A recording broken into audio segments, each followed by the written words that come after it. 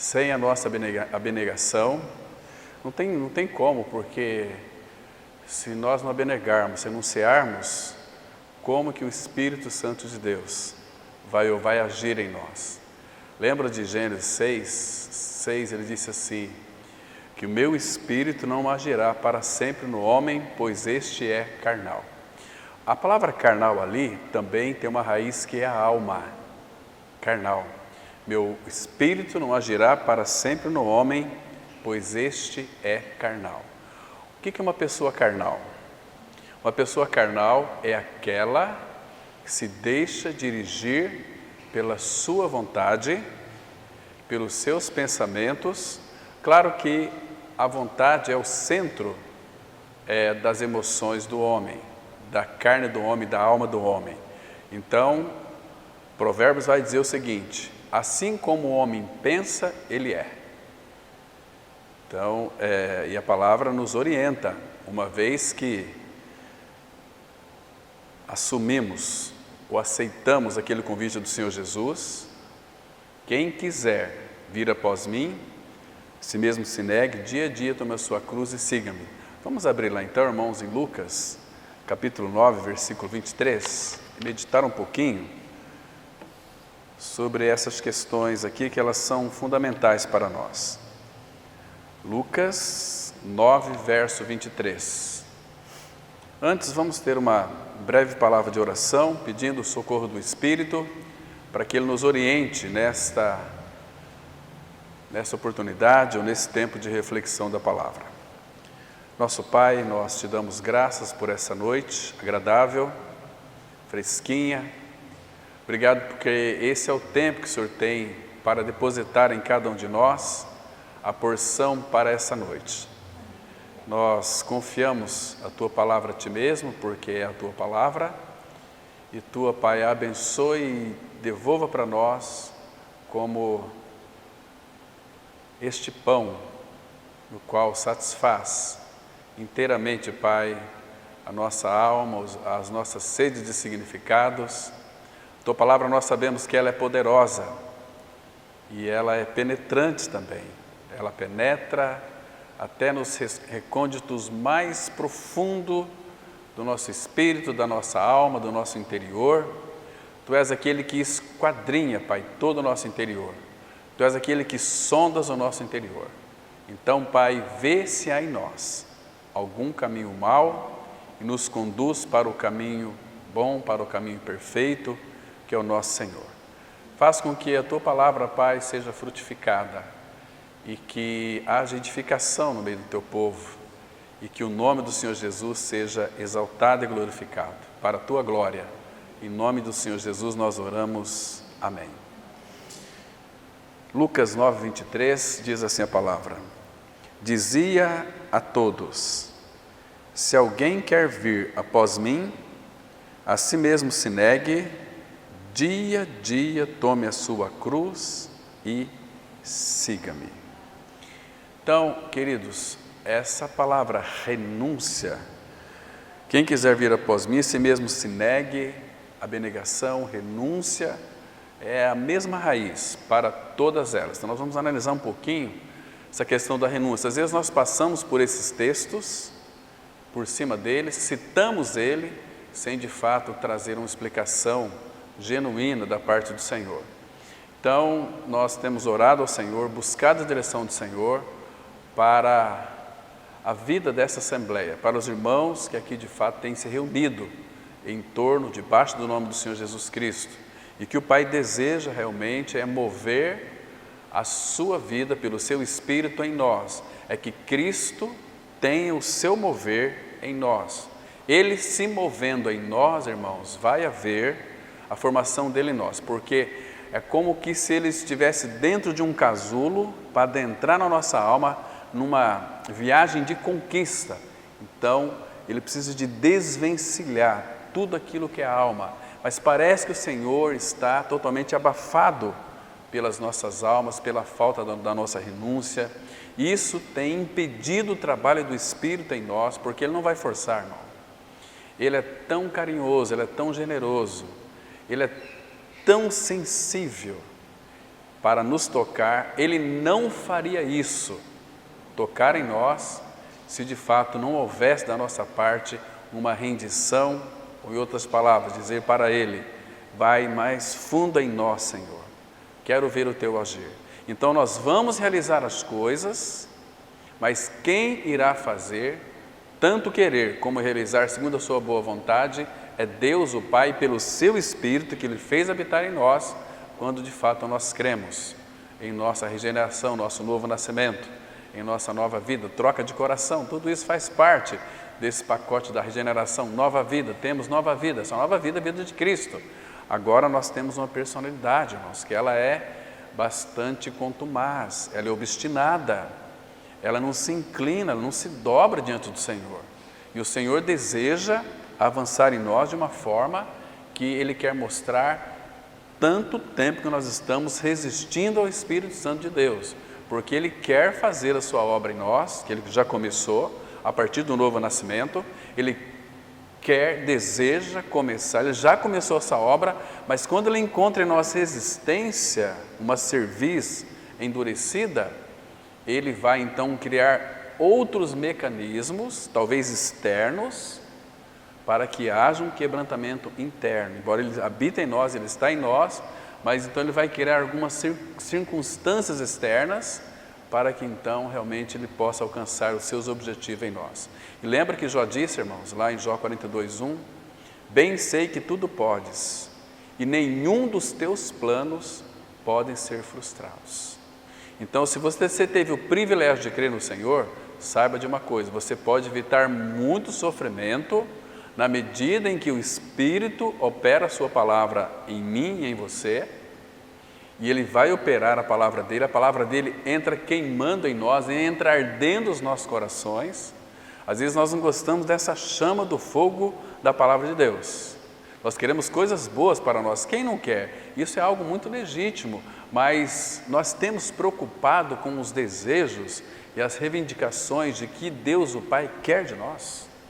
Nós queremos muitas coisas dEle, mas se nós mudarmos o foco, querermos tão somente a Ele, irmãos, aí nosso coração vai estar aberto para Ele, Ele não vai lhe julgar, Ele não vai te criticar, Ele vai simplesmente fazer alguns pontos cirúrgicos para desarraigar muitas coisas da nossa alma, para que elas sejam desprendidas de nós, que Pedro fala despojando, Tiago também fala despojando do acúmulo da maldade, de tantas outras coisas que estão em nós impregnadas, vaidades. Irmãos, se a gente fazer uma lista aqui, ela é muito grande a lista, que estão todas elas impregnadas em nossa alma, grudadas ali, e que o Pai quer remover isso de nós, para que Ele tenha então uma conquista efetiva, eficiente em nossas vidas. Para que então Deus pode dizer: eu tenho eles, nós temos Ele, o Senhor Jesus, habita em nós. Mas quanto que Ele tem de nós, irmãos? Então esse é o trabalho que Ele quer mostrar sobre a importância da abnegação, a importância da renúncia, a importância de negar a si mesmo, porque esse convite aqui, irmãos, ele é universal para os filhos de Deus. Como é que nós sabemos disso? Como é que começa o versículo? Dizia a todos. Esse todos aqui é os seus filhos amados, que creram no Senhor. Ele não tem um convite para o mundo, Ele tem um convite para os seus filhos, os filhos no qual Ele regenerou, os filhos nos quais Deus nos deu para o Filho, e o Filho então vai trabalhar em nós. Então, queridos, para que nós de fato neguemos a nós mesmos, é quando nós venhamos experimentar a cruz em nosso interior. Primeiro, ter uma experiência com a libertação do pecado. Porque não adianta, irmãos, você querer negar a si mesmo, se você não ganhou ainda uma experiência de regeneração. Porque você pode tentar negar a si mesmo, aí vai ser um processo religioso que vai, segundo o teu conceito, vai pensar que é bom, mas no seu final é caminho de morte. Então temos que avaliar, irmãos, diante do Senhor e pela sua palavra, se verdadeiramente eu já fui regenerado.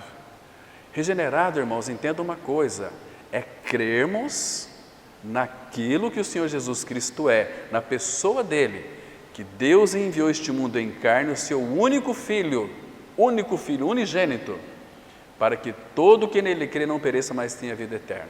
E vocês sabem que a maneira adequada de crer em Cristo é crendo naquilo que ele é, pessoa, e naquilo que ele fez. João 3,14 diz assim: assim como Moisés levantou a serpente no deserto, assim importa que o Filho do Homem seja levantado, claro, na cruz, para que todo que nele crê, lá na cruz, tenha a vida eterna. Então o caminho para a salvação, Deus já traçou para nós. É a cruz. Não tem outra maneira, irmãos, de sermos regenerados, sermos autênticos filhos de Deus, se não passarmos pela cruz. Passar pela cruz é que Cristo ele morreu, mas nós também fomos inseridos ali no corpo de Cristo, e nós morremos para o pecado. Ganhamos a sua vida pela ressurreição, porque nós fomos levantados do túmulo juntamente com Ele. Quando Deus o Pai trouxe o Senhor Jesus dentre os mortos, Ele nos concedeu vida juntamente com Ele, pela graça sois salvos. Olha que maravilha isso! Estando nós ainda mortos em delitos e pecados, vos deu vida juntamente com Ele. Por que juntamente com Ele? Porque a parte de Cristo, Deus não tem vida para ninguém. Porque Ele é a nossa vida. Ele é a verdade, a vida, a ressurreição e a vida. Cristo é a vida, Ele é o pão da vida, Ele é a água da vida. Cristo é o nosso ar. Então, ressuscitamos com Ele em novidade de vida. Então, ganhamos uma nova vida. Então, agora que o Pai faz este maravilhoso convite, quem quiser, dizia a todos que Ele havia regenerado, quem quiser vir após mim, precisa de negar a si mesmo, precisa de renunciar a si mesmo, precisa ter uma vida abnegada. O que significa essa palavra abnegação? É uma ação contrária ao egoísmo. O que é a abnegação, irmãos? A abnegação é um desapego completo de suas próprias vontades em função da vontade de uma outra pessoa. Isso é abnegação, entende? Então eu vou negar a minha vontade para mim viver a vontade do outro. Mas agora quem é este outro? Não é qualquer pessoa. É a pessoa de Cristo, é o Todo-Poderoso, Soberano Senhor, Ele que tem uma vontade saudável, Ele que tem uma vontade santa, uma vontade divina, uma vontade suprema, é a vontade suprema do universo. Então Ele quer que a nossa vontade seja unida à vontade dEle. Mas quando que isso ocorrerá? É quando nós nos rendamos a Ele, absolutamente. Se não, irmão, se não for isto, o Espírito do Senhor não vai agir em uma pessoa que não vive uma vida abnegada. Uma vida abnegada é uma vida de renúncia. Uma das coisas que mais tem pegado o povo de Deus é que a nossa vontade não foi conquistada pelo Senhor ainda. E Ele deseja entregar a nossa vontade à vontade dEle, para que então todas as decisões que iremos tomar aqui, nós iremos ter uma plena convicção de que é a vontade de Deus o Pai. Lembra que Paulo escreveu em Efésios: irmãos, não vos torneis insensatos, mas procurai compreender qual é a vontade do Senhor. Tenham compreensão da vontade soberana sobre vocês. E age segundo essa vontade. Mas este agir segundo essa vontade, entenda uma coisa, é uma vida de entrega nas mãos do Espírito do Senhor. Aí o Espírito operará em nós aquilo que é agradável a Deus. Aí nós vamos ter cada dia mais uma vida frutífera, uma vida de muita paz, uma vida que a confiança nossa estará aumentando cada vez mais, porque o Pai tem prazer em uma vida rendida a Ele, uma vida totalmente à disposição dEle. O Pai fala e nós vamos dizer: eis-me aqui. Então o Pai vai lhe usar você de uma forma extraordinária. Porque uma vida rendida a Ele é alguém que está em plena disposição para Ele. E é maravilhoso isso. Agora, Deus não vai usar algumas pessoas que não têm uma vida rendida a Ele, que não vivem uma vida abnegada, entendeu? Que não troquem Ele por nada. Então, a prioridade, a centralidade é Cristo. Então, Ele tem que ter a primazia em nossa vida, irmãos. Quando Ele tem a primazia em nossa vida, podemos dizer assim, que os nossos problemas não serão tão grandes quanto os mínimos problemas para nós parecem ser absurdamente grandes. Porque quando eu rendo a minha vontade a Ele, eu renuncio, eu nego a mim mesmo, obviamente que o Espírito Santo não vai ter dificuldade de agir através de mim. Porque aí é não mais eu, agora é Cristo. Então, tudo que eu fizer será para a glória de Deus o Pai. Porque não é eu quem faço, mas Ele que está em mim. Ele que vai me impulsionar, Ele que vai me motivar, Ele que vai trazer todo o entendimento, sabedoria, capacidade e suficiência para que eu realize qualquer coisa, até as coisas mínimas. Eu vou reconhecer que eu estou fazendo isso, mas é na suficiência de Cristo. Porque nós formos analisar aquele versículo lá, com bastante cautela e critério, e meditar um pouquinho sobre ele, quando ele diz lá em João 15,5, sem mim nada podeis fazer. Então não está claro para nós, irmãos, que precisamos dele. Então por que não nos entregarmos a ele? Senhor, eis-me aqui, Senhor. Então me ajuda no dia a dia. As nossas orações pelas manhãs muitas vezes são tão confusas. As nossas orações precisam ser orações criteriosas. Precisamos aprender a orar segundo a vontade do Pai. O Pai deseja, Ele tem uma reivindicação. Ele reivindica de nós a santidade, Ele reivindica de nós uma entrega absoluta, uma renúncia. Aqui está tão claro, o que Ele deseja é isso, renuncie, negue-se a si mesmo. Ele não está forçando aqui, irmãos, Ele fala assim, olha, dizia a todos, se alguém quer vir após mim, lembre-se que o convite é para todos os filhos de Deus, todos os que morreram e ressuscitaram.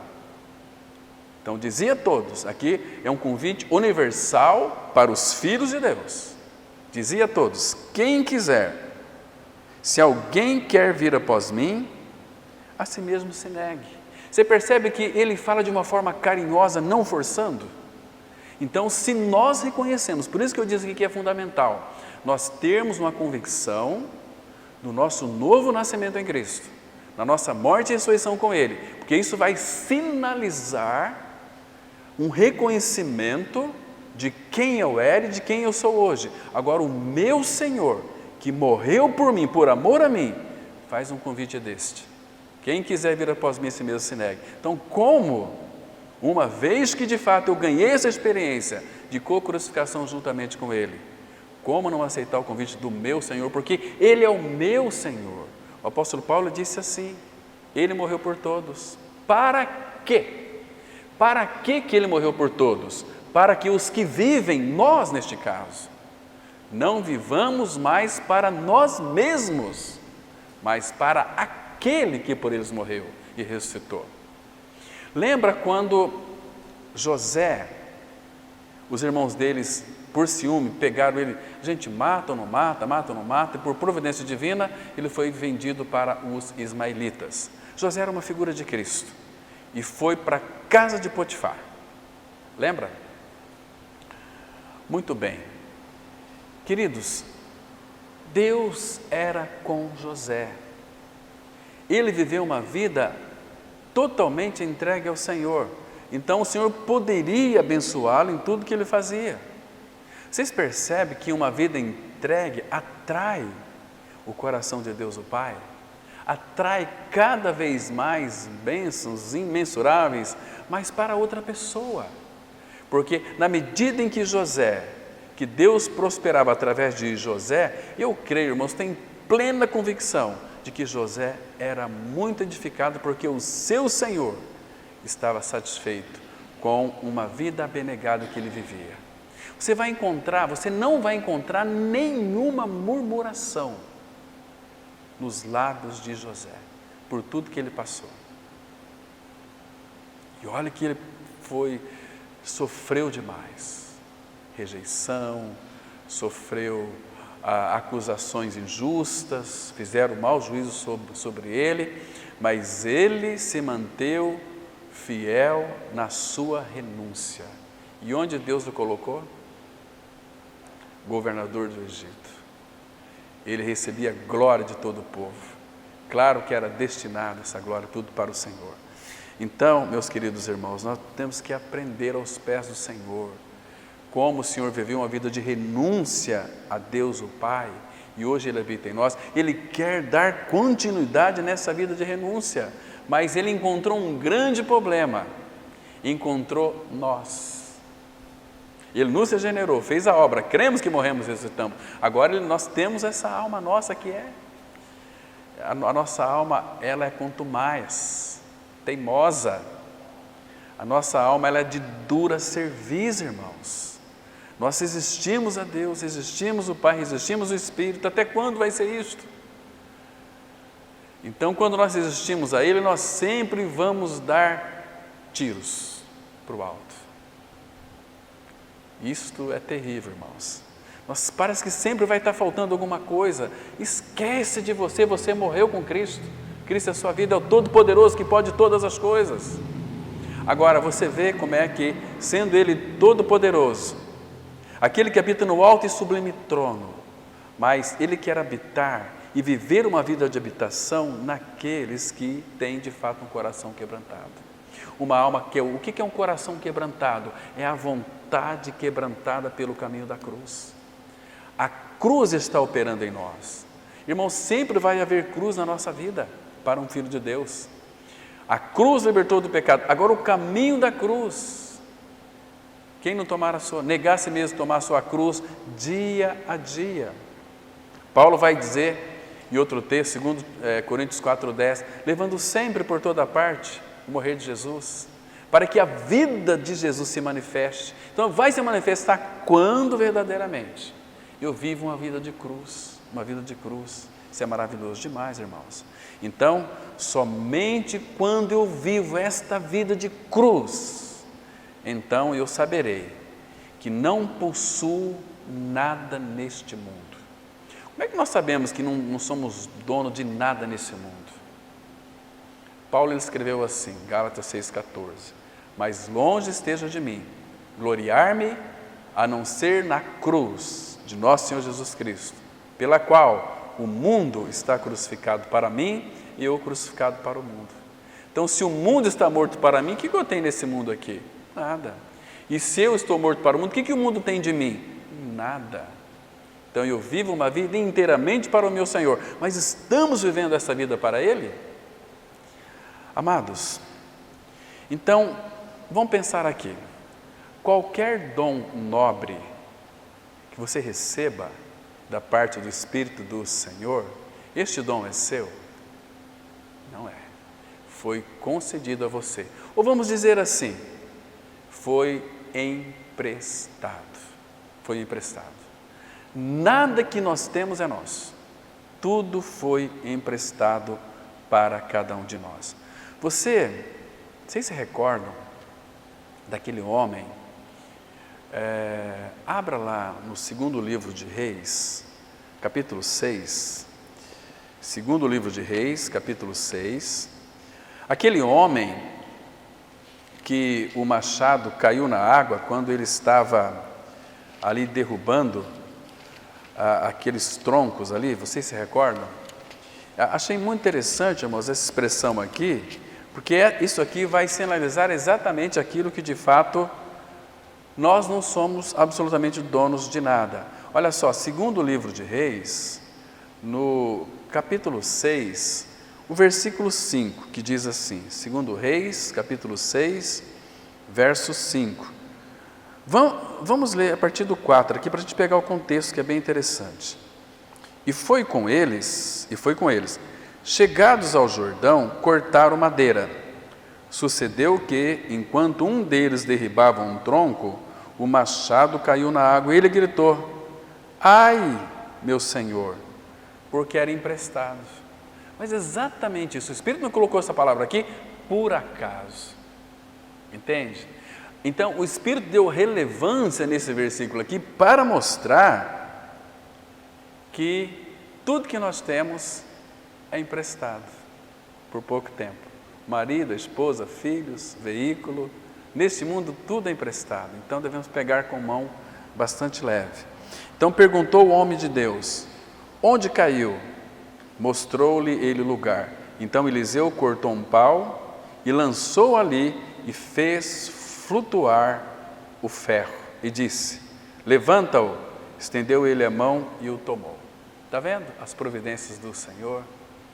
Então, irmãos, tudo é emprestado. E este homem aqui tinha um cuidado com aquilo que era emprestado. Então, para a lição para nós é o seguinte: tudo aquilo que Deus coloca nas suas mãos, trate com cuidado, porque não é teu.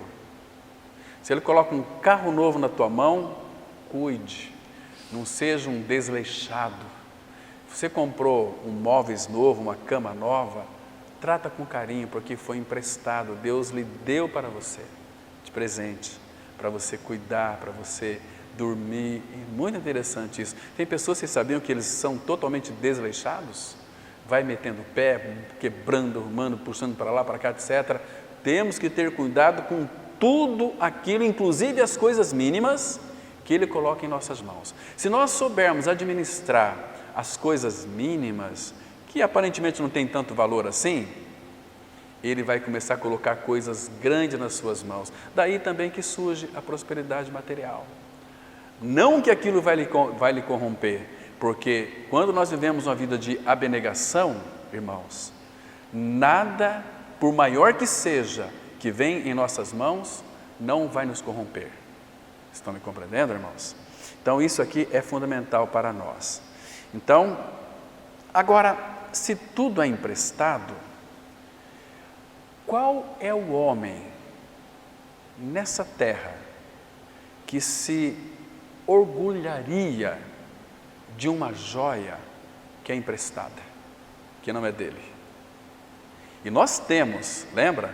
2 Coríntios 4:7, temos, porém, este tesouro em vasos de barro, para que a excelência do poder seja de Deus e não de nós. Nós temos este tesouro em vasos de barro. De quem que é esse tesouro? E quem é esse tesouro? É o Senhor. Se nós temos, habita em nós, está em nós. E aí nós vamos descobrir uma coisa muito interessante, irmãos. E atente para isso. Eu quero que os irmãos também abram comigo a sua Bíblia em João, capítulo 3, versículo 27. O que torna melhor do que qualquer outra pessoa o que você tem que Deus não lhe tenha dado? Evangelho de João, capítulo 3, o versículo 27. Então, você observa aqui, irmãos, que tudo que você tem, que você irá receber, vem do alto, vem de cima. Diz assim a palavra: respondeu João: o homem não pode receber coisa alguma. Coisa alguma aqui, a ideia é tudo, qualquer coisa, nem que seja uma agulha. O homem não pode receber coisa alguma se do céu não lhe for dada. Então, irmão, eu quero que você preste atenção num detalhe aqui importante. Você entende porque Paulo ele escreveu em 1 Tessalonicenses capítulo 5, verso 18? Em tudo dai graças. Por que em tudo dai graças? Porque tudo que nós recebemos vem do céu. Irmãos, isso é maravilhoso demais. Que isso aqui sirva de estímulo para que cada um de nós possamos ter um coração grato diante do Senhor, um coração gracioso diante do Pai. Entende, irmãos? Eu acho esse texto aqui é fantástico. O homem não pode receber coisa alguma se do céu não lhe for dada. E tem pessoas que às vezes não recebem aquilo que elas querem, elas começam a se esforçar, né? Começa a trabalhar feito louco. de domingo a domingo para ter. Gente, vai ser cansaço. A pessoa vai trabalhar uma vida inteira para ganhar dinheiro e coisas e vai gastar toda a sua velhice, vai gastar todo o seu dinheiro para comprar remédio porque perdeu a sua saúde. Vamos viver saudavelmente, irmãos. Vamos comprar e investir numa bike para fazer não faço caminhada, vamos andar de bike. Vamos andar, sai daqui para ali, temos que pegar o carro. Gente, nós estamos vivendo ou começando a entrar aí numa sociedade obesa. Hoje em dia tem muitas bicicletas, né? As pessoas estão optando por comprar qual bicicleta? Elétrica. Por quê? Vai mais rápido? Não, porque você é folgado, você tem preguiça, né? Preguiça mental é terrível, mas preguiça física, gente, isso é bagaceira mesmo. Aí pode parar. Aí você pode ser considerado uma pessoa que faz peso em cima da terra, né? Faz mais nada. Agora, é tão bom você ver uma pessoa diligente, né? A palavra fala que todo diligente ele prospera. Diligente ele prospera, porque ele faz é para o Senhor, não para si mesmo. Então, queridos, quem quiser vir após mim, a si mesmo se negue, dia a dia toma a sua cruz e siga-me. Aqui, irmãos, estas palavras saem dos lábios de Cristo. Cristo, ele de fato é o oráculo da verdade. Agora, no versículo anterior, se você observar lá, volta lá um pouquinho, Lucas 9, versículo 23. No versículo anterior, nosso bendito Salvador predisse aqui o seu sofrimento. O seu sofrimento, ele disse assim, 9, versículo 22. Olha o que ele disse aqui. É necessário que o Filho do Homem sofra muitas coisas, seja rejeitado pelos anciãos, pelos principais sacerdotes e pelos escribas, seja morto e no terceiro dia ressuscite. Essa obra é dele, ele fez sozinho, ele falou aqui do seu sofrimento. Então, logo em seguida ele vai dizer, dizia a todos, eu já me referi que a abnegação é de alcance universal, dizia a todos. E aí ele faz um chamado específico, quem quiser, de todos, quem quiser, vir após mim. Irmão, irmã, você tem dificuldade de aceitar esse convite? De ir após ele? Quem quiser vir após mim, a si mesmo se negue. Abnegação, renúncia, renunciar a si mesmo. Então, não é apenas negar a si mesmo, mas a tudo quanto você e eu, nós temos. Quando Jesus disse, quem não negar a tudo quanto tem, questão de negar, não é que ele vai nos desapossar, não é o sentido aqui. Em primeiro lugar, não está aqui as minhas coisas, mas as coisas do Senhor, porque eu sou dele, ele me comprou. Então eu pertenço a ele, então eu tenho que servir o meu Senhor. Ele é Senhor ou não é Senhor? Atos 2,36, Pedro disse assim, esteja absolutamente certa toda a casa de Israel, que a este Jesus, a quem vós crucificastes, Deus o fez Senhor e Cristo. Então, Ele é o nosso dono, Ele nos tem, entende, irmãos? Mas Ele vai nos ter cada dia mais à medida da nossa abnegação, à medida da nossa renúncia para Ele. Então, queridos, imagina você indo a uma guerra literalmente. Quando fala aqui, irmãos, quem quiser vir após mim, a si mesmo se negue. Bom, para que os irmãos entendam, deixa eu ser mais específico aqui. Imagine que você foi alistado para a guerra. Você vai ter que ir para a guerra. Se você não for, toda a tua família vai morrer. Então você vai representar a tua família. Você vai para a guerra. O que você vai levar? O teu carro? O teu terno? O teu vestidão bonito? O que você vai levar para essa guerra? As armas que o exército que alistou você vai lhe dar. as armaduras, não sei, Ele vai te dar tudo, entende? Agora, irmãos, vamos abrir comigo, por favor, em Lucas, capítulo 14, que vocês vão entender exatamente isso que estou querendo dizer para os irmãos. O Espírito quer dizer para nós, aliás. Diz assim, Lucas 14, versículo 33. Vamos ler primeiro o 33, depois nós vamos ler o contexto.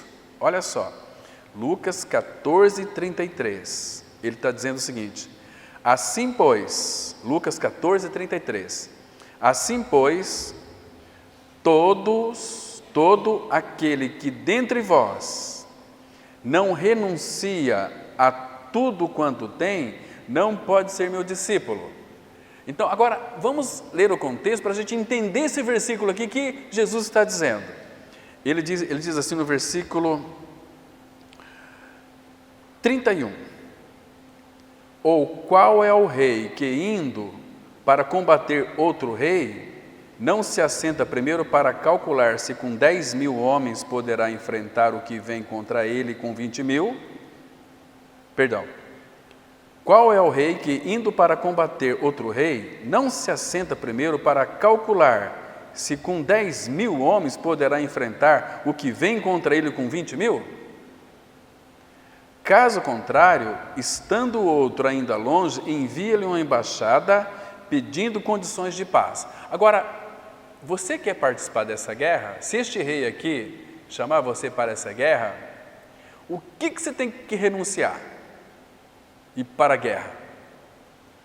Primeira coisa, ele já sinalizou aqui no versículo 26, ele disse assim: se alguém vem a mim, então nós somos alistados para uma batalha, é uma batalha espiritual. Então, primeiro, se alguém vem a mim, não aborrecer a seu pai, mãe e mulher e filhos, irmãos e irmãs, e ainda a sua própria vida, não pode ser meu discípulo. E qualquer que não tomar a sua cruz e vier após mim, não pode ser meu discípulo. Não pode ser meu soldado. Já aqui, depois a questão da guerra. Entende, irmãos? Então, você foi chamado para esta guerra e você tem que ir. O que você vai deixar para trás? Esposa, filhos, seus bens. Quando você vai para a guerra, você vai pensando em quê, irmão? Você vai naquele avião e pousa lá no local perto de batalha, depois você vai com os caminhões, e a partir que você entrou naquele caminhão, você pode ter uma convicção: talvez eu não volte mais. Por isso que assim, pois, todo aquele que dentre vós não renuncia tudo quanto tem, não pode ser meu discípulo. E não existe uma coroação maior do que morrer na batalha pelo seu Senhor.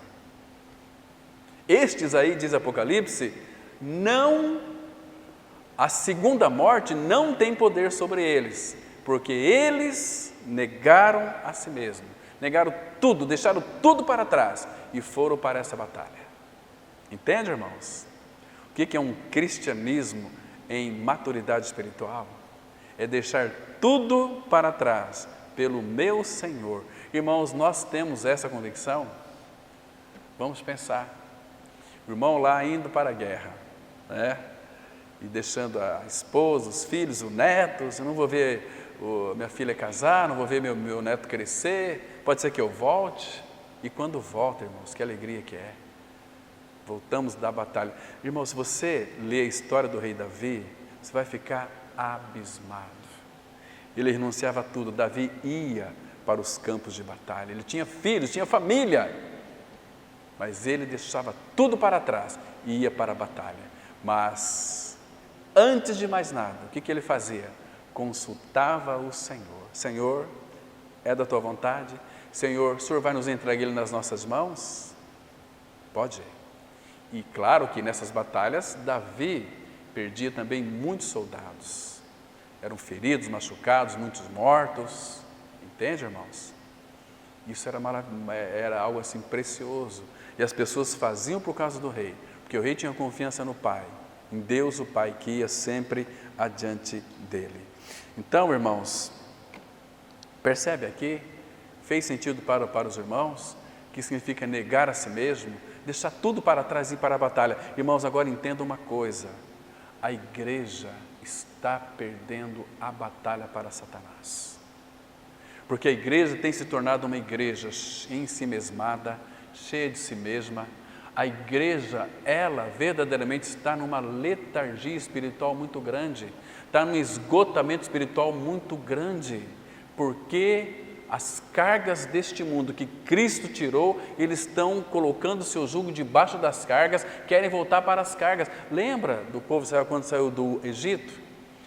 Para a liberdade dos filhos de Deus, para celebrar uma festa no deserto. O que eles queriam? Moisés, por que nos tiraste de lá, Moisés? Tu nos salvaste de lá por quê? Lá tinha os alhos silvestres, as cebolas, os pepinos. Lá tinha comida. E aqui, Moisés? E todas as vezes que eles murmuravam, Deus poderia destruí-los, como fez algumas vezes, e muitos deles. Mas todas as vezes que Moisés clamou ao Senhor, a suficiência ou a providência divina entrou em ação e supriu todos aqueles irmãos ali do passado. Nenhum deles padeceu necessidade, irmãos. Nenhum deles. Então, isso também significa que nós temos um Deus, quando Ele nos alista, Ele nos chama para uma batalha, Ele irá providenciar todas as coisas para a nossa vitória. E qual é essa vitória, irmãos?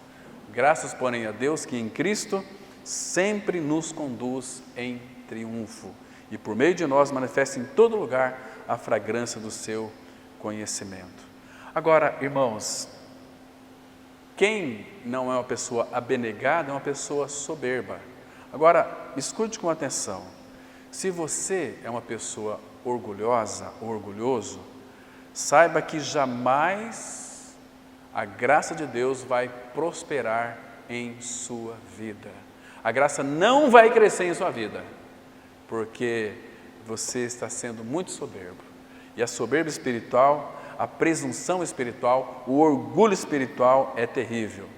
Assim como um corpo com câncer, ele não prospera. Assim, um orgulhoso também, uma cabeça orgulhosa, ela vai gerar um coração estéril e arruinado. Isso é muito claro nas Escrituras Sagradas. Por exemplo, abra comigo em Provérbios 16, versículo 18. Provérbios, capítulo 16, verso 18. Isso aqui é muito interessante, irmãos, nós analisarmos e verificarmos o quão pernicioso e terrível é isso. Diz assim a palavra, olha só aqui, o que diz aqui, Provérbios 16, verso 18. A soberba precede a ruína. Ou seja, quando uma pessoa é soberba, ela talvez não caiu aqui ainda, mas ela já caiu, do ponto de vista do Pai. Ela vai cair. Então, a soberba precede a ruína. A soberba vai na frente da ruína. Então, a ruína é certa. E a altivez do espírito, a queda. Queridos, qual foi o primeiro pecado? Isaías 14, verso 12. Quando elevou-se o teu coração e achou iniquidade ali em Lúcifer, e ele desceu para a terra. Então ele está fazendo o quê? Insuflando a soberba em todos os seus filhos, e lançando os dardos da soberba nos filhos de Deus. Então, irmãos, temos que usar muito bem ali, Efésios capítulo 6, toda aquela armadura de Deus que Ele deixou para nós. Usá-la, não para servir apenas de uma coisa assim muito bonita.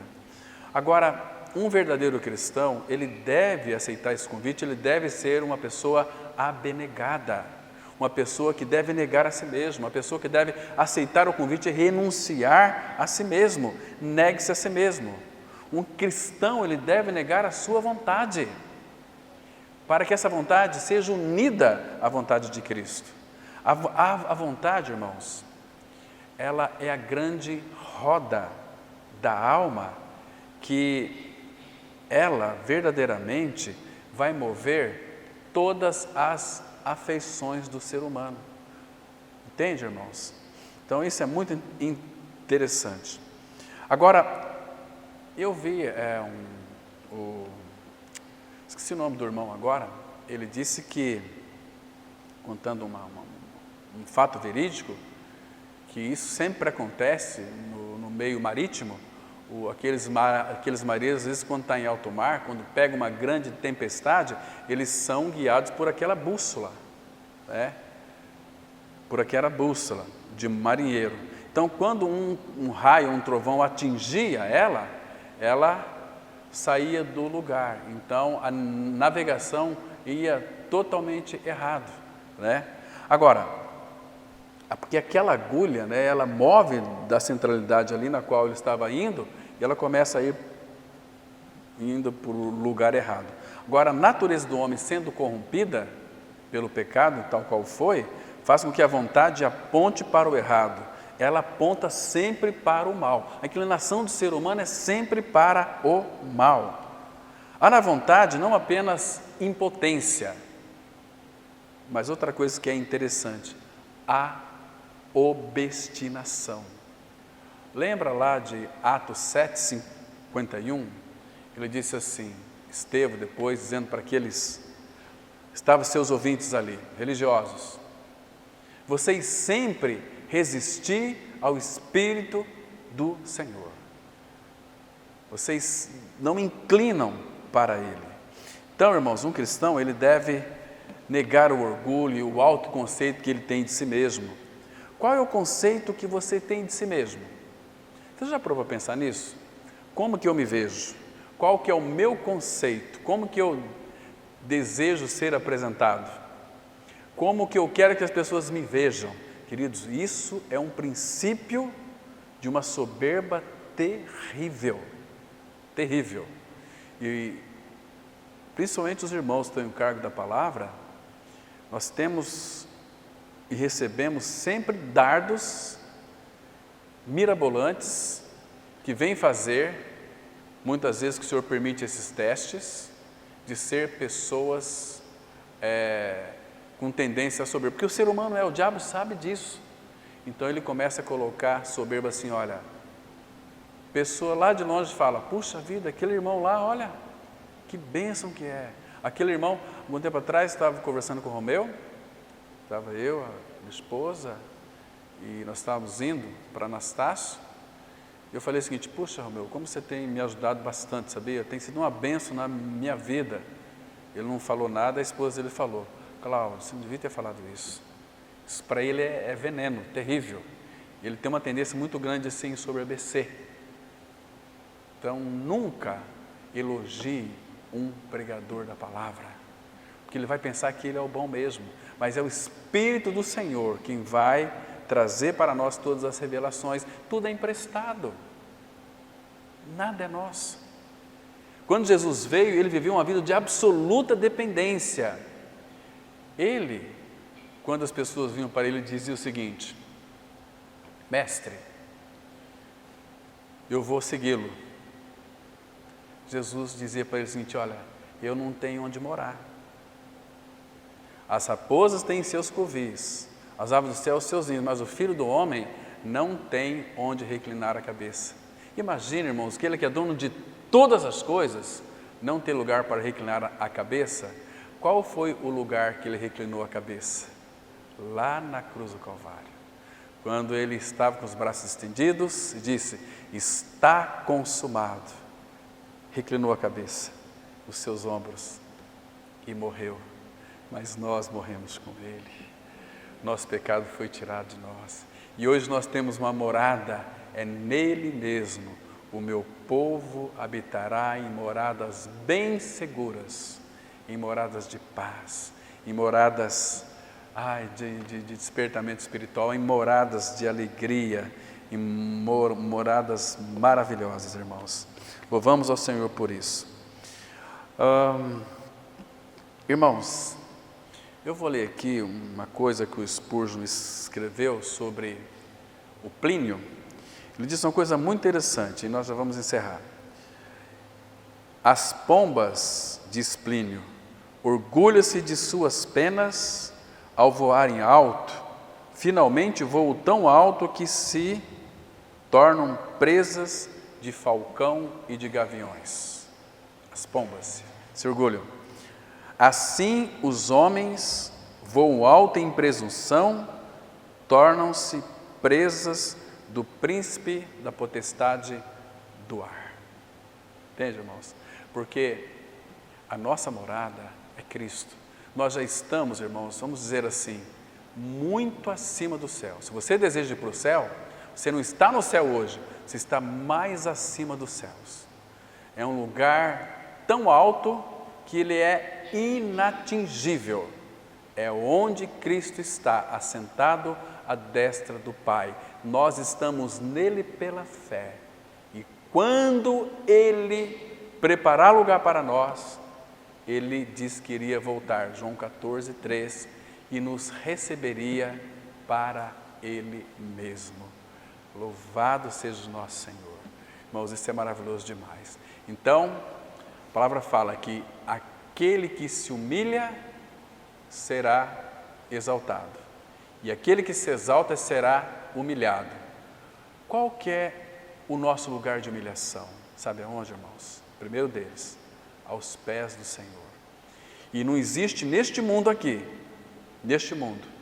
um lugar de pior humilhação para um homem e para uma mulher, quando ele e ela confessa: eu estou crucificado com Cristo, e vivo não mais eu, mas Cristo vive em mim, porque cruz é lugar de humilhação, cruz é lugar de morte, cruz não é lugar de exaltação, cruz é lugar de quebrantamento, cruz é lugar de sofrimento, cruz é lugar de dor, mas vida de cruz é vida de ressurreição, porque para os filhos de Deus, se não há cruz, não pode haver morte, se não houver morte, não vai haver vida de ressurreição. E graças ao Senhor, Cristo é a nossa vida, nós morremos com eles pela fé, irmãos, e hoje Ele nos chama para uma abnegação. Dizia a todos: quem quiser vir após mim, a si mesmo se negue, dia a dia tome a sua cruz. Ou em outras palavras, dia a dia vocês morram, para que eu se manifeste, se expresse através de vocês. Amém? Vamos orar. Pai Santo, maravilhoso e glorioso é Teu nome, Pai. Teu nome que é o nome acima de todo nome. Graças te damos, Pai, porque Tu nos incluíste em Ti. Nós pertencemos ao Senhor e podemos chamá-lo de Pai. Tu és o nosso bendito Deus e Pai, aquele que nos enche de amor, nos enche de paz, nos enche de alegria, Pai. Tu és perfeito e toda a perfeição está em Cristo, e Cristo habita em cada um de nós. Pai, manifesta a sabedoria de Cristo para que possamos contemplar, Pai, a Ti mesmo, com discernimento, com sabedoria espiritual, e nos dá sabedoria para compreendermos a Tua palavra, Pai, e nos dá um coração abnegado, onde Tu possas agir em nós, que Teu Espírito opere em nós de uma forma profunda. Senhor, vai mais fundo em nós. Pai Santo, trata com a nossa alma por misericórdia, Pai. Faça isso. Nós esperamos em Ti, confiamos em Ti, Pai, porque Tu começaste a obra. E tenha paciência conosco, porque nós somos tão tardos e duros de coração para ouvir a Tua voz. Mas nos ajuda, Pai, conquista-nos cada dia para Ti mesmo. Em nome do Senhor Jesus nós oramos.